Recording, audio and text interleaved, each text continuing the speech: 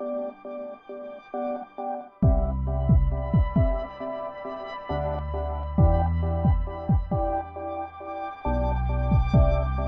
viendo Exaltación en Casa.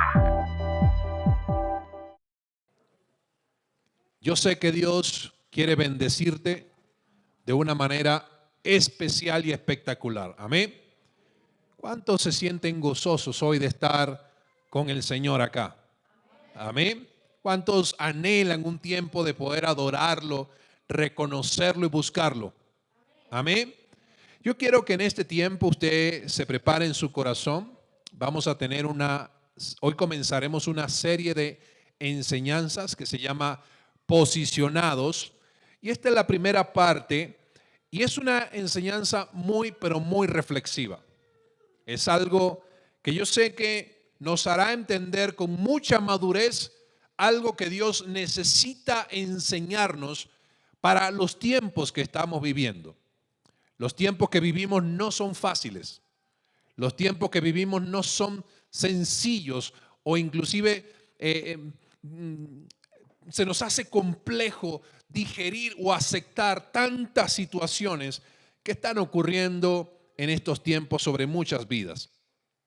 Pero sé que esta palabra será reconfortarte, pero al mismo tiempo nos traerá esa madurez que necesitamos. Y quiero que me acompañes en la escritura a esto que escribió el apóstol Pedro en segunda carta de Pedro, capítulo 1, versos del 16 al 21. Segunda de Pedro, capítulo 1, versos del 16 al 21. Y el apóstol Pedro dice lo siguiente, contando esta historia. Dice, pues no estábamos inventando cuentos ingeniosos cuando les hablamos de la poderosa venida de nuestro Señor Jesucristo. Nosotros vimos su majestuoso esplendor con nuestros propios ojos cuando Él recibió honor y gloria de parte de Dios Padre. La voz de la majestuosa gloria de Dios le dijo lo siguiente: este es mi Hijo muy amado, quien me da gran gozo. Dice, nosotros mismos oímos aquella voz del cielo cuando estuvimos con Él en el Monte Santo. Debido a esa experiencia, ahora confiamos aún más en el mensaje que proclamaron los profetas.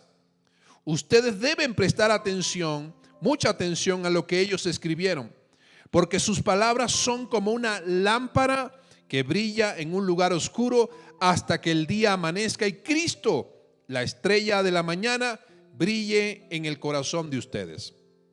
Sobre todo, tienen que entender que ninguna profecía de la Escritura jamás surgió de la comprensión personal de los profetas ni por iniciativa humana.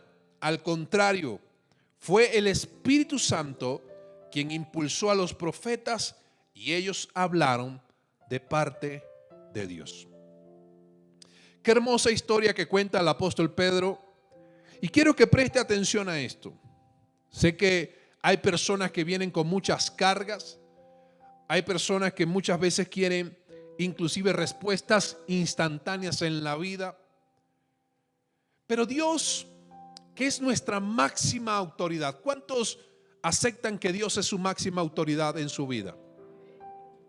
Si Dios es la máxima autoridad sobre nuestras vidas, su palabra es su plan.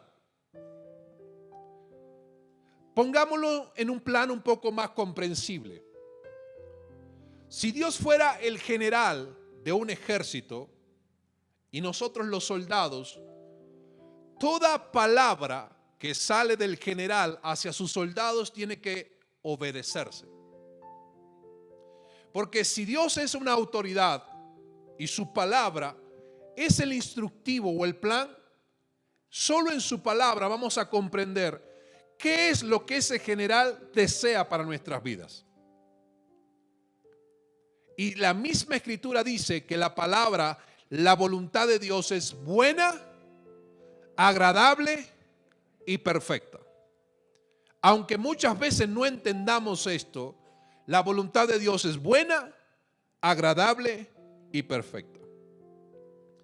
Y resulta que el apóstol Pedro comienza a decir, presten mucha atención a la palabra profética que está en las Escrituras. En esta Biblia, en este manual, hay una palabra profética que muchos profetas escribieron para anunciar específicamente tres cosas.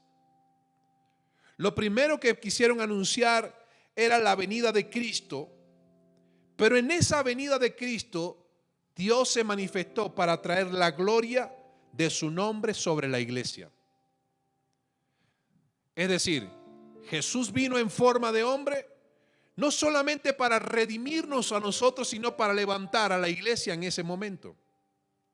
Nosotros somos su iglesia. Es decir, Cristo vino a manifestar su iglesia para que a través de su iglesia su gloria también sea manifestada. Eso quiere decir que si estamos entendiendo la palabra de Dios y caminamos en su plan, la gloria de Dios te va a acompañar donde quiera que tú vayas.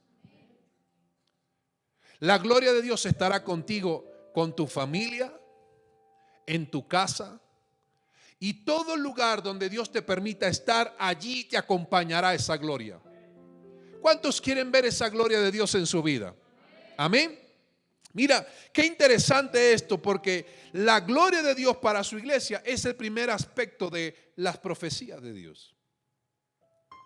Y si tú y yo somos su iglesia, Dios quiere hacer algo a favor tuyo. Mira, lo otro que existe en la palabra profética es que la palabra de Dios también proféticamente está anunciando las crisis que vienen sobre las naciones. Lo que está pasando no es casual, ya está profetizado. Lo que estamos viviendo, la pandemia y todos esos escenarios de tanta confrontación, confusión, enredo, complejidad, ya eso estaba profetizado. No tiene que caernos por sorpresa. Lo que pasa es que necesitamos comprender el plan de Dios para también entender las crisis. Hay gente que no entiende las crisis que se están viviendo. ¿Por qué? Porque no entiende su posición espiritual. Cuando usted y yo entendamos nuestra posición espiritual, Dios no solamente me enseñará qué es la gloria que me va a acompañar como iglesia, sino que también me mostrará qué va a afectar las crisis que se están manifestando en estos tiempos. Porque Dios quiere salvar a su iglesia de toda crisis. Y eso está profetizado. Por eso cuando el mismo apóstol Pedro tiene una revelación con Cristo, Jesús le preguntó: ¿quiénes dicen ustedes que soy yo? Pedro respondió: tú eres el Cristo, el Hijo del Dios viviente. Y Jesús le dijo: bienaventurado eres Simón, hijo de Jonás, pero tu nombre ya no se llamará Simón, sino Pedro. Sobre esta roca edificaré mi iglesia. Ese fue el instante donde la iglesia surgió. Pero luego le dice una expresión poderosísima y dice: y las puertas del Hades no prevalecerán contra la iglesia. Cuando tú y yo somos la iglesia de Cristo y entendemos el plan de Dios para nuestras vidas, no desde el punto de vista personal, mis sueños, mis anhelos, no. Cuando yo entiendo que a pesar del sueño, del anhelo, tengo un propósito en Dios, ese propósito de Dios se convierte en un plan para mi vida, y ese plan que yo comienzo a obedecer hace que las puertas del Hades no puedan resistirse al avance de un hijo de Dios. Por más que el Hades quiera ponerte impedimentos en tu vida, el Señor hará todo lo posible para que la iglesia siga avanzando. Así que en este tiempo, iglesia, no te detengas. Si estamos en el plan de Dios, tienes que seguir avanzando. ¿Por qué no le dices a la persona que tienes a tu lado? Dile: avanza, porque las crisis no te tocarán. ¿Cuándo? Cuando yo aprendo a caminar en el plan de Dios. Y lo tercero que proféticamente está en las Escrituras es el juicio en contra de las tinieblas. Dios va a levantar a su iglesia para que a través de la iglesia su gloria se derrame sobre la tierra. Número 2, Hay un tiempo profético donde se va a levantar la crisis porque las tinieblas quieren crear el caos más grande para que la iglesia pierda su posición. Pero una iglesia que se mantiene en su posición y entiende las crisis hará que el juicio de Dios venga contra las tinieblas y te quite toda tiniebla de tu camino. Porque Dios sabe que a través de la iglesia se va a levantar un avivamiento del mover del Espíritu Santo de Dios. ¿Cuántos necesitan al Espíritu Santo de Dios? A ver. ¿Cuántos anhelan al Espíritu Santo de Dios? Lo segundo es que las crisis son los ataques de maldiciones que Satanás ha querido levantar contra las naciones. Satanás es el primer maldiciente, vive maldiciendo, es decir, hablando mal de todo lo que Dios creó. Habla mal del hombre, habla mal de todo. Y cuando nosotros caemos en ese juego, también comenzamos a ser parte de lo que la crisis profética ha querido establecer por las tinieblas.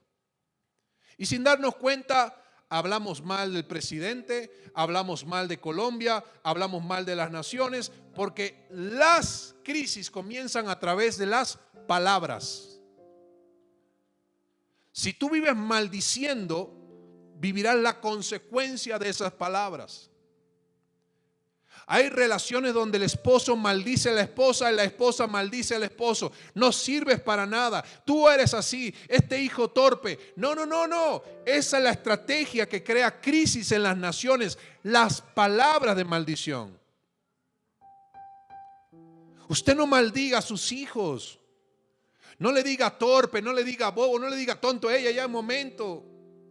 Posiblemente necesita más atención tu hijo o tu hija, pero no necesita el juicio de maldición de nuestras palabras. Porque donde está la iglesia está la gloria, pero donde están las tinieblas hay crisis.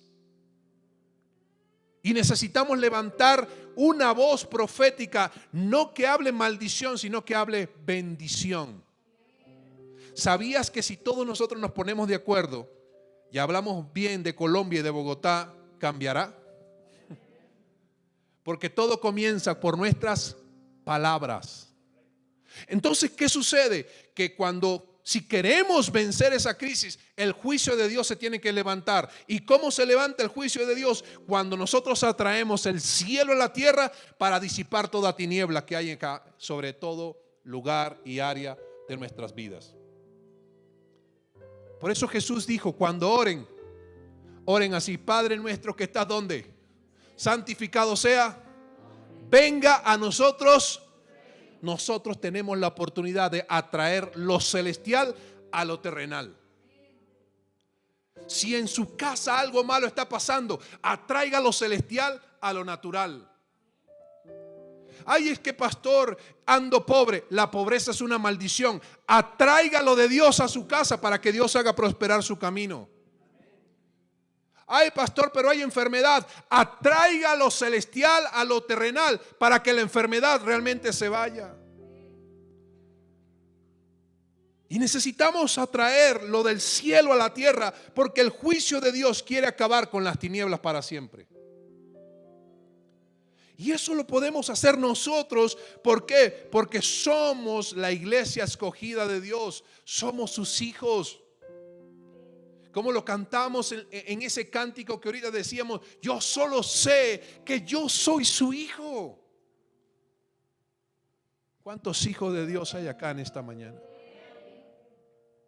Mira, cuando nosotros podemos entender esto, que somos la iglesia, que debemos guardar nuestras palabras para que la crisis no nos toque, seamos nosotros los que enjuiciamos la crisis a través de la manifestación de Dios, no podemos descuidar nuestra posición. Si Dios fuera un general y nosotros fuéramos sus soldados, si descuidamos nuestra posición, perderemos la batalla. Nunca descuides tu posición espiritual, porque en el mismo instante que tú descuidas tu posición, la crisis va a querer tocar tu vida y tu casa. Y no es culpa de Dios. Es nuestra responsabilidad guardar nuestra posición espiritual. Si somos sus hijos, tenemos que guardarnos como sus hijos. Dios te ama mucho y nos ama demasiado, pero en medio de su amor, Él quiere que aprendamos a guardar nuestra posición. Que todos somos príncipes y hermosas princesas delante de Dios. Que para ti y para mí hay reservada una corona. Está reservado un trono especial para cada uno de nosotros. Entonces guardemos nuestra posición. Sin arrogancia, sin altivez, sin vanagloria, porque ni siquiera lo hemos conquistado nosotros. Es porque al Señor le dio placer darnos todo eso a nosotros. Ahora mira, hay personas que dicen, pastor, ¿cómo sé yo si tengo una buena posición espiritual? Número uno, lo primero que debemos entender es que cuando alguien cuida su posición espiritual, tiene que estar cerca del Padre. De cada uno de nosotros depende nuestra relación con Dios. Si quieres guardar tu posición espiritual, tienes que estar cerca del Padre, es decir, intimidad, oración, comunicación con Dios todos los días, tu devocional. Así como puedes hablar con tu esposo, con tu esposa, con tu hijo, con tu hija, con tu amigo, con tu amiga, así todos los días habla con Dios. La gente que guarda su posición es porque está cerca del Padre. Su prioridad es Dios. Saben que una vida sin Dios no sirve de nada. Por más éxito que parezca que alcanza, sin Dios no funciona para nada. Entonces, lo primero es que Dios quiere mostrarte el amor del Padre a través de esa conexión y esa comunicación, porque solo allí Él te hará entender quién eres tú y cuánto vales tú para Él. ¿Sabías que tú y yo somos valiosos para Dios? ¿Por qué no le dices a esa persona que tienes a tu lado, eres valioso o valiosa para Dios? Vamos, díselo. Eres valiosísimo para Dios. Lo segundo que tiene que ocurrir en nuestra vida y entender es qué tan cerca estamos de nuestros hermanos. La iglesia es una comunidad de hermanos. La iglesia no son las paredes. La iglesia no son los templos. Los templos son el lugar de reunión, el lugar de congregación. Pero nosotros, cada uno de los presentes, formamos la iglesia de Cristo. Y así como tú tienes cercanía con Dios Padre, tienes que también tener cercanía con una iglesia, con una comunidad que pueda estar contigo, que te apoye, que cuando tú te sientas débil o frágil puedan orar por ti, que cuando necesites apoyo puedas llamar a alguien y decirle, sabes, me estoy sintiendo de esta manera, ¿me ayudas a orar? ¿O me puedes orientar a través de la palabra de Dios para descubrir qué debo hacer? Hay un dicho que dice, dime con quién anda y te diré. Perfecto. Porque tu posición espiritual también estará determinado con las personas con las que te reúnes. Porque a veces menospreciamos al amigo cristiano porque, ay, qué aburrido el amigo cristiano. Pero cuando te pasa algo, siempre sale a relucir el amigo cristiano. Que a veces los mejores consejeros no es la gente que te rodea, sino la persona que está más cerca de Dios.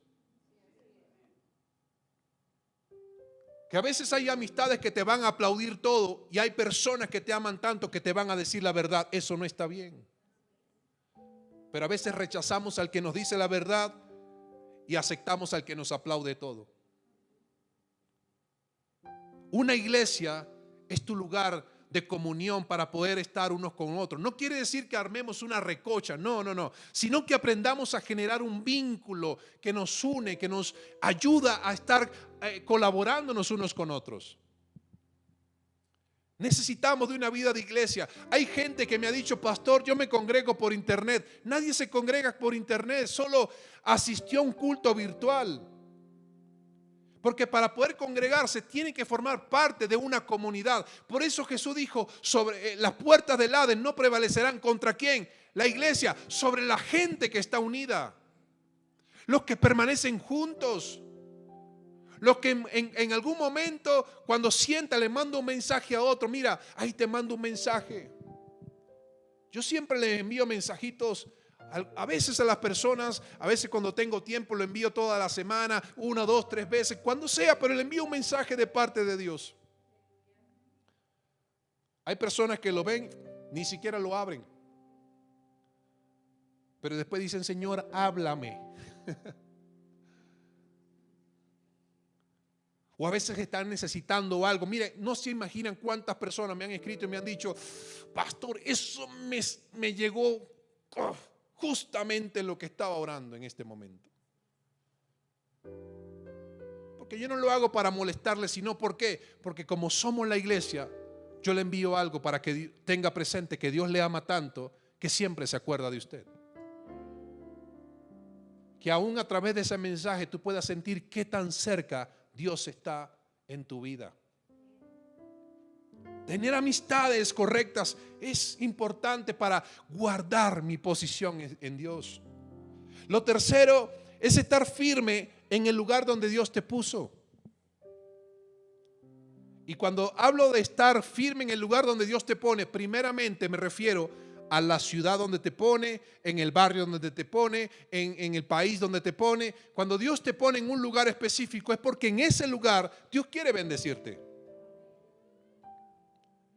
Hay personas que muchas veces llegan a una tierra desconocida y critican la tierra, y ¿saben lo que están haciendo? Creando crisis. Porque posiblemente no sea la tierra que tú sueñas, pero es la tierra que Dios va a usar para convertir tus sueños en realidad. ¿Cuántas personas he visto extranjeros diciendo y hablando mal de otras ciudades? Aún gente de ciertas ciudades hablando mal de los lugares donde Dios los pone. Hay una insatisfacción tan grande que de todo hablan mal y sin darse cuenta están creando crisis. Uy, me aburre Bogotá. Un día llueve, a la hora sol. Y después llueve y sol. Ya no sé si ponerme suéter o ponerme camiseta. Y andan así todo el día y se quejan. Uy, es que mira Huecotá, es que tantos huecos que está que parece la luna. Le aseguro que si usted manejara allá en las carreteras de Alemania, se aburriría. Porque es tan perfecta la carretera que usted hasta se puede dormir. En cambio acá tienen que esquivar el hueco, esquivar el SID, salir a acelerar. Cuidado, me lanzaron el carro, que la bicicleta que anda por el lado donde no es. Toda una aventura manejar. Y aún así se quejan. Sí. Sacan a pasear a la mamá del otro conductor y así se ponen. Sacan pechito porque le aceleró el carro. Colocarle la direccional parece un insulto al de atrás. Es más, podemos decir rápido, furioso, versión Bogotá. Pero aún así nos quejamos. Cuando Dios te puso en este lugar, te puso para bendecirte y para que tú seas bendición. ¿Por qué? Número 1, porque eres la iglesia. Número 2, porque estás relacionado con el Padre. Número 3, porque este lugar te necesita. Pero mientras tú te pones a llorar por tus necesidades, pierdes tu enfoque en tu posición para que Dios te pueda llevar a donde Dios te quiere llevar. Mira qué hermoso esto, porque cuando tú entiendes, porque vives en cierto lugar, que los lugares pueden ser temporales, sí, pero cuando tú tienes un propósito, Dios te lo va a ir mostrando poco a poco, y ese propósito es la asignación que Dios nos da. Entonces tenemos que estar cerca del Padre. Número 2, cerca de la iglesia, que es la comunidad de gente. Número 3, entender por qué estoy en cierto lugar. Número 4, entender que en ese lugar Dios tiene una asignación para nuestras vidas.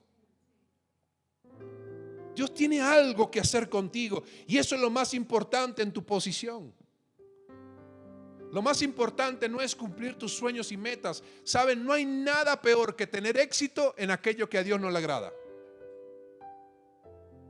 Es preferible tener éxito en lo que Dios le agrada, para que Dios me permita que a través de ese propósito también yo pueda cumplir sueños y deseos.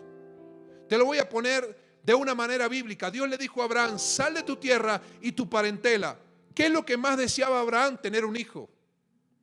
Pero a través de la promesa que Dios le dio a Abraham, no solo le dio un hijo, sino que convirtió a ese hijo en una nación grande. Se cumplió el propósito de Dios, se cumplió. Se cumplió el sueño de Abraham, se cumplió también. Porque tu sueño está envuelto con algo mucho más grande que lo que tú estás necesitando hoy, que es el plan de Dios para nuestra vida. Mira lo que dice Apocalipsis capítulo 3, verso 10 y 11. Apocalipsis 3, verso 10 y 11 dice: dado que has obedecido mi mandato, dice el Señor acá, dado que has obedecido mi mandato de perseverar, yo te protegeré en el tiempo de la prueba que vendrá sobre el mundo entero para probar los que pertenecen a este mundo. Mira, dado que has obedecido mi mandato de perseverar, o sea, de mantener tu posición, Dios te va a cuidar en los tiempos de pruebas y de crisis. Porque si tú proteges tu posición espiritual, si tú entiendes que tu lucha no es contra el vecino, contra el amigo, contra la suegra, contra la nuera. Mira, si tú entiendes que tu lucha no es contra la gente, sino que es una lucha por mantener tu posición, en esa posición Dios te va a guardar de cualquier peligro que esté sobre el mundo. Por eso Él siempre dice: yo vengo pronto. ¿Quién viene pronto? Cristo. Aférrate a lo que tienes. ¿Qué es lo que tienes? Una posición. Y esa posición que tienes allí, dice, para que nada ni nadie te quite ¿qué? Tu corona. Tienes una corona en Cristo. Tienes una posición en Cristo.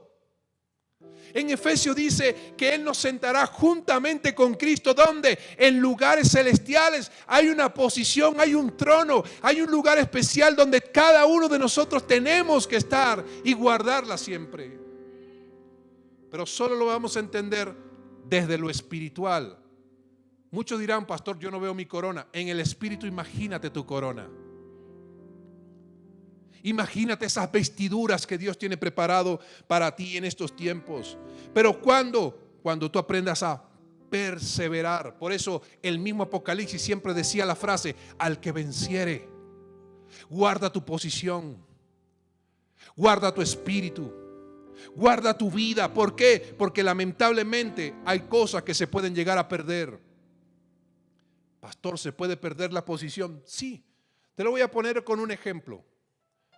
Cuando Adán y Eva fueron creados, fueron puestos en el huerto del Edén. En Génesis 1:28 Dios le dice: fructifica, multiplícate, llena la tierra, sojuzga y señorea sobre todo lo creado. Todo puedes hacer menos comer del árbol que está en medio del huerto. Y fue la mujer y se acercó al huerto, habló con la serpiente cuestionó todo y le dijo: con que Dios te dijo.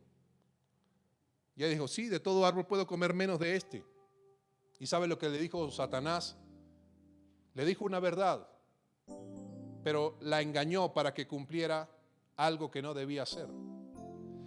La serpiente le dijo, que Satanás le dijo: si comes de ese árbol, tus ojos serán abiertos y serás igual a Dios. Y ella tomó del fruto y fue y le dio a su esposo Adán. Cuando Adán come del fruto, inmediatamente se vieron desnudos. ¿Y sabe lo que hizo Adán y Eva? Se escondieron. Y sale Dios al escenario y les pregunta: ¿cuál cree usted que sería la pregunta que debió decirle Dios a ellos? ¿Por qué lo hiciste? ¿Qué hiciste, Adán? Eso no fue lo que Dios le preguntó. ¿Sabe lo que Dios le preguntó? ¿Dónde estás? Porque cuando ellos cometieron ese error, salieron del escenario, salieron de su posición. Adán, después del pecado, se sale del Edén. Perdió su posición porque se salió del lugar donde Dios lo había asignado. Cuando tú te sales del lugar que Dios tiene para ti, cuando te sales del momento que Dios tiene preparado para ti, pierdes tu posición y la crisis de las tinieblas vienen contra tu vida. Por eso Dios le preguntó: ¿dónde estás, Adán? Porque se había escapado, había huido, se había escondido. ¿Por qué se escondió? Porque se sintió desnudo. Cuando perdemos la posición nos sentimos desnudos. Sentimos sin cobertura, sin protección, sin el cuidado de Dios. Si te has sentido así, es una alerta para que busque tu posición espiritual, porque Dios nos hizo espiritualmente. Por eso en Génesis 3:9 dice: entonces el Señor Dios llamó al hombre y le dijo: ¿dónde estás? Si Adán hubiera permanecido en el huerto del Edén, posiblemente, digo posiblemente, Dios hubiera restaurado al hombre ahí en el mismo huerto y le hubiera recuperado su posición. Pero como él se salió y perdió la posición, las tinieblas ocuparon la posición que el hombre estaba dejando en ese momento. En el Edén hubo una silla vacía que el diablo ocupó. No permitas que las situaciones de la vida ocupen los lugares que Dios ha determinado y destinado para ti. ¿Sabes cuáles son los 3 aspectos que hoy en día están alejando a la gente de su posición espiritual? Número 1, el pecado. Lamentablemente parece que ese tema no nos gusta a ninguno, porque pareciera que se nos están metiendo en el rancho o en la casa o en el nombre de la familia. Cuando la realidad es que la misma Biblia proféticamente habla del pecado. Usted no me tiene que obedecer a mí. Yo no tengo que decirle a usted qué tiene que hacer. Pero si su relación con Dios es cercana, el mismo Espíritu Santo le va a decir qué tiene que hacer y qué no tiene que hacer, qué te conviene hacer y qué no te conviene hacer. Hay gente que no le gusta que le hablen de eso, pero el pecado fue lo que sacó a Adán de su posición, y el pecado puede sacarnos a nosotros de nuestra posición espiritual y no permitir que la gloria de Dios se manifieste. Entonces necesitamos comenzar a entender esto. Un momento, o hago las cosas porque alguien me manda, o hago las cosas porque Dios me las revela. Porque cuando Dios te revela su verdad y su palabra profética es la que te dirige en su plan, recuerda esto: donde quiera que vayas, Dios estará contigo. Mira, lo otro que nos ha alejado de la posición espiritual es la religiosidad. ¿Por qué la religiosidad? Porque la religiosidad es la que se ha encargado de querer transformar la vida de la gente a través de leyes y normas. Pero la palabra, pastor, ¿es una ley, es una norma? Sí, así es. La palabra de Dios es un manual de instructivo para nuestra vida, pero no te obliga. Lo que la palabra de Dios quiere es que tú te enamores de Dios. De nada te sirve cumplir una ley si no amas al que hizo esa ley. Por eso cuando a Jesús le preguntaron: Señor, dinos cuál es el mandamiento más importante, Él dijo: amen a Dios por sobre todas las cosas.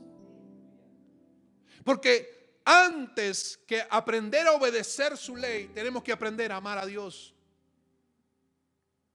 La religión quiere cambiar a alguien a través de la postura, de las normas. Esto no se hace, esto sí se hace. Pilas con esto, pilas con aquello. Y cuando tú haces eso de esa manera, lo que haces es alejar a la gente y los saca de la posición. Lo primero que uno tiene que hacer como creyente y como hijo de Dios es decirle: un momento, quiero enseñarte a amar a Dios. Aprende a amar a Dios primero. Y cuando ames a Dios, también amarás su palabra.